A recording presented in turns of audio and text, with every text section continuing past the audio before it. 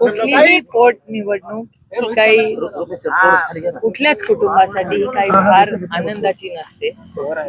दादा गेल्यानंतरचं इलेक्शन आहे. मलाही आज मतदान करताना विश्वासच बसत नव्हता की आपण दादाला मतदान करत नाहीये. त्याच्यामुळे अर्थातच अनेक वर्ष कुठल्याही घरामध्ये त्या घरातला कुठलाही कर्ता पुरुष हा असा पद्धतीने गेला तर ते दुःख आणि याच्यातून बाहेर पडणं हे अशक्यच असतं. आणि त्यातून दादाला जाऊन अजून 3 महिने पण झालेले नाही आहेत आणि ही पोटनिवडणूक लागलेली आहे.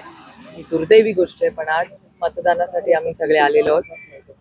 भारतरत्न डॉक्टर बाबासाहेब आंबेडकरांच्या संविधानाने जो आपल्याला अधिकार दिलाय आणि एक नागरिक म्हणून आपल्या भावना बाजूला ठेवून आपलं कर्तव्य आपण केलं पाहिजे. म्हणून मोठ्या संख्येने आपण सगळ्यांना दादांना आदरांजली आणि श्रद्धांजली अर्पण करण्यासाठी मतदान करा अशी विनंती मी करायला आले. 2019 मला साधारण दादांना 1,65,000 लीड होतं.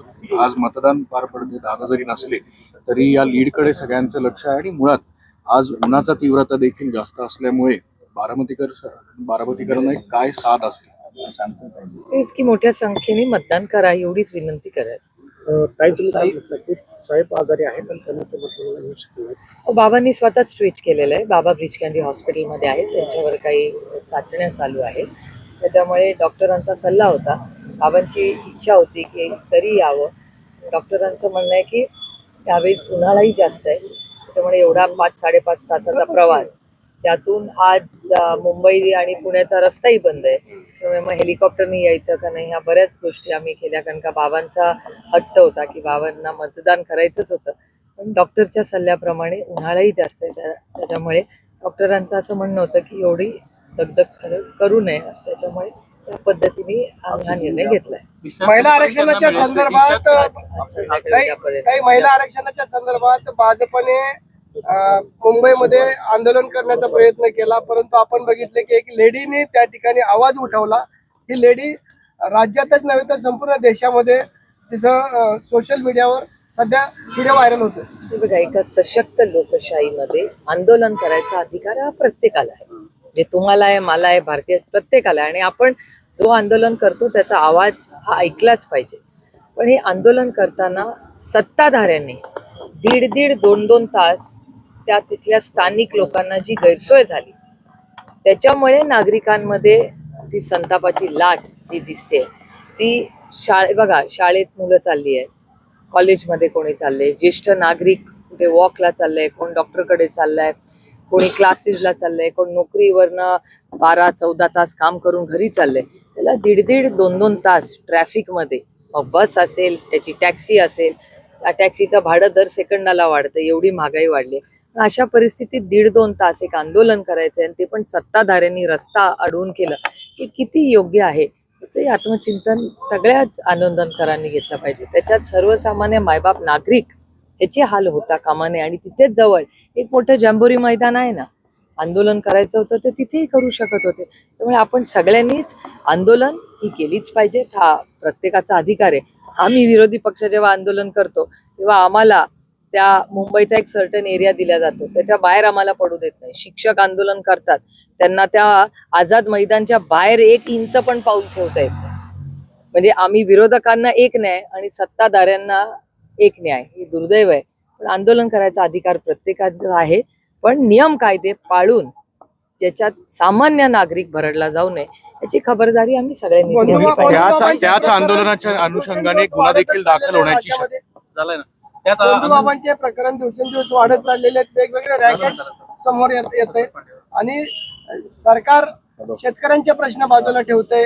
अनेक प्रश्न असताना देखील त्याच्यामध्ये कालच योगायोगाने माझी दत्ता मामा भरणेंची बारामतीत भेट झाली.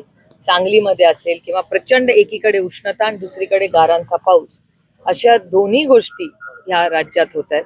आणि भरणे मामांची माझी सविस्तर चर्चा झाली. भरणे मामांनी मला शब्द दिला, मागच्या वेळेसही बारामती, दौंड आणि इंदापूरच्या भागामध्ये जेव्हा गारपीट किंवा जास्त पाऊस झाला होता तेव्हा मामांनी स्वतः उतरून, कलेक्टर आणि मामांनी मिळून जे पंचनामे केले होते आणि ते काम व्यवस्थित पूर्ण होऊन माझी मामांना आणि मायबाप सरकारला एवढीच विनंती आहे की तातडीने ते पैसे मिळावे.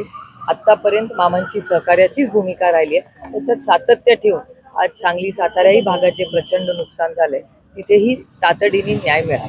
सुप्रियाताईंना महिला आरक्षण विधेयकाला विरोध केला कारण त्या वोट जिहादमुळे निवडून आलेल्या आहेत, अशा पद्धतीचा गंभीर आरोप आपल्यावर नितेश राणे यांनी. लोकशाही आहे, तो बोलणे का अधिकार. देवेंद्र फडणवीस यांची सभा बारामतीमध्ये झाली. खरं तर त्यांनी असं सांगितलं की जोपर्यंत अजित पवारांच्या अपघाताचं सत्य बाहेर येणार नाही तोपर्यंत आम्ही शांत बसणार नाही. हे अर्थातच त्याचं मी मनापासून स्वागतच करीन, कारण रोहित पवार हे पहिल्या दिवसापासून ह्याचा पाठपुरावा करतायत. ऍक्सिडेंट का झाला, कसा झाला, ह्या सगळ्या गोष्टीची अनेक लोकांच्या मनात प्रश्न आहेत आणि त्या प्रश्नाची उत्तरही मिळाली पाहिजेत.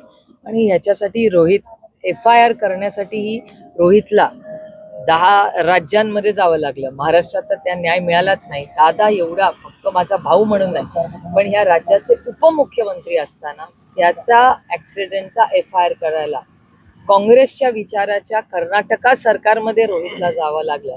हे खरंच दुर्दैवी आहे. आणि ज्या पद्धतीने FIR झाला तो कर्नाटकात काँग्रेस पक्षाने केला आणि त्यानंतर तो इथे ट्रान्सफर झाला. दादा त्या सत्तेचा अविभाज्य भाग आणि महत्वाचा नेता असताना हे झालं, हे दुर्दैवी आहे. पण उशिरा का होईना महाराष्ट्र सरकार काहीतरी करतंय, याचं मी मनापासून स्वागत करते.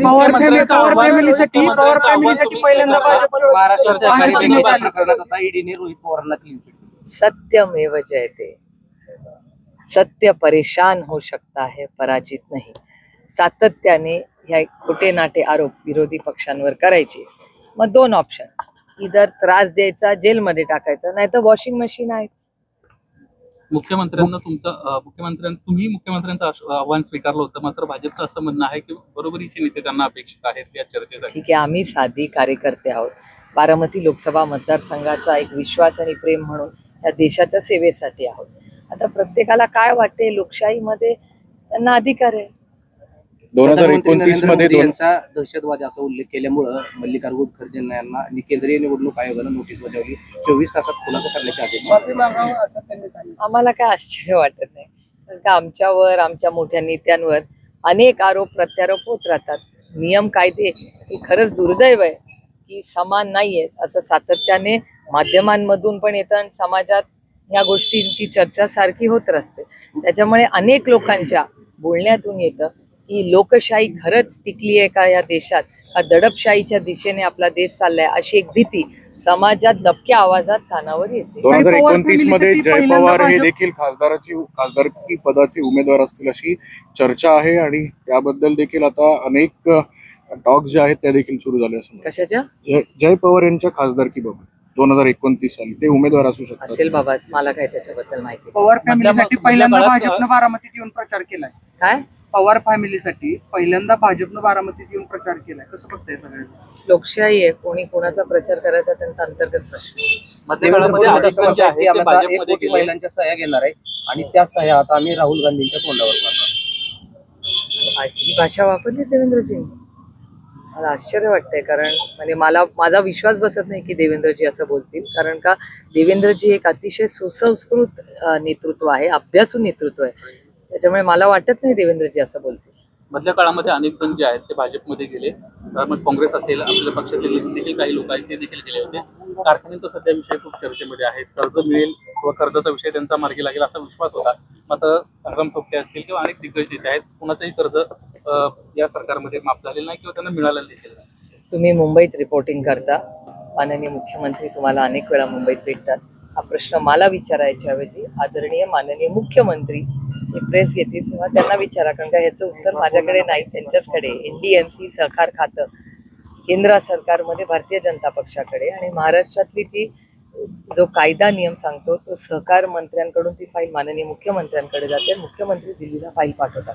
त्याच्यामुळे NDMCचं कर्ज कुणाला का नाही मिळालं ह्याचं उत्तर माझ्यापेक्षा जास्त हे माननीय देवेंद्रजीच सांगू शकतात. कोल्हापूरचे लेखक प्रशांत आंबी म्हणून आहेत, त्यांनी एक शिवाजी कोण होता असं पुस्तक लिहिलं आणि त्यांना ते त्यांना जीवे मारण्याची जी आहे ती धमकी आलेली आहे. एका लेखकाला पुन्हा एकदा अशा धमक्यानं राज्यात ती का आली आहे, कोणी दिली आहे ह्याचा पारदर्शकपणे माहिती काढली पाहिजे.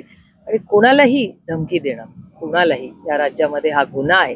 आणि असं असेल तर ते दुर्दैवी आहे. माननीय मुख्यमंत्री या राज्याचे गृहमंत्री आहेत, त्यांनी तातडीने त्याच्यात लक्ष घालून त्यांना सुरक्षितता द्यावी. कारण कदम चर्चा होऊ शकते ना, मतभेद एका सशक्त लोकशाहीत मतभेद जरूर असू शकतात, पण म्हणून धमकी देणं ही योग्य नाही. देशाच्या बीड जिल्हा कारागृहात खरं तर कराड गँगचे दशक असल्याचं समोर आलंय. सरपंच संतोष देशमुख यांच्या खून प्रकरणातील आरोपी सुदर्शन घुले यांनी एका आरोपीला बेदम मारहाण केल्याचं समोर आलंय. मला काय आश्चर्य वाटत नाही. मी अनेक वेळा ह्या दोन्ही केसेस, संतोष भाऊची केस असेल आणि महादेव मुंडेंची केस असेल, या दोन्ही केसेस मी स्वतः फॉलोअप घेते त्याचा. आणि सातत्याने ज्यांना अटक झाली आहे त्यांची जी दहशत आहे, ही सत्तेची मस्ती आहे त्या सगळ्यांची.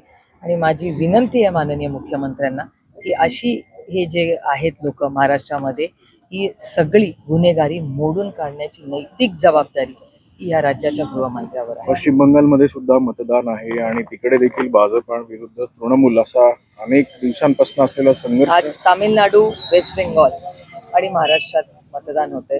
तामिळनाडूमध्ये आणि वेस्ट बेंगॉलमध्ये आमचे मित्रपक्ष ताकदीने लढत आहेत आणि माझा विश्वास आहे वेस्ट बेंगॉल आणि DMK मध्ये हे इंडिया अलायन्सला नक्की यश.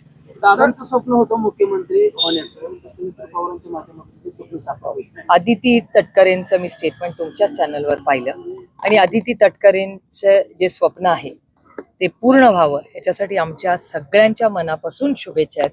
आदिती तटकरे असं म्हणाल्या की सुनेत्रा वहिनींनी दादाचं जे स्वप्न होतं ते सुनेत्रा वहिनींनी मुख्यमंत्री म्हणून पूर्ण करावं.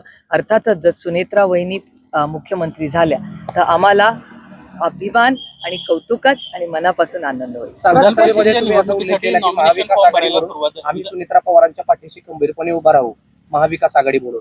येणाऱ्या कालावधीमध्ये महाविकास आघाडी म्हणून सुनेत्रा पवारांच्या पाठीशी तुम्ही ठामपणे उभा राहा. हो, 29 पर्यंत नक्कीच. विधान परिषद निवडणुकीसाठी आता नॉमिनेशन भरायला सुरुवात झालेली आहे. इलेक्शन आल्यानंतर लाडकी बहीण योजना असेल, आपण बघितले पश्चिम बंगालमध्ये देखील आता महिलांना 10,000 रुपये देण्यात आले. भविष्यात जर अशा पद्धतीने पैसे वाटले गेले तर लोकशाही टिकेल का? असं टिकेल का? हा मोठा प्रश्नच आहे आणि आदरणीय प्रधानमंत्र्यांनीच रेवडीबद्दल अनेक वेळा माननीय प्रधानमंत्रीच बोललेले आहेत.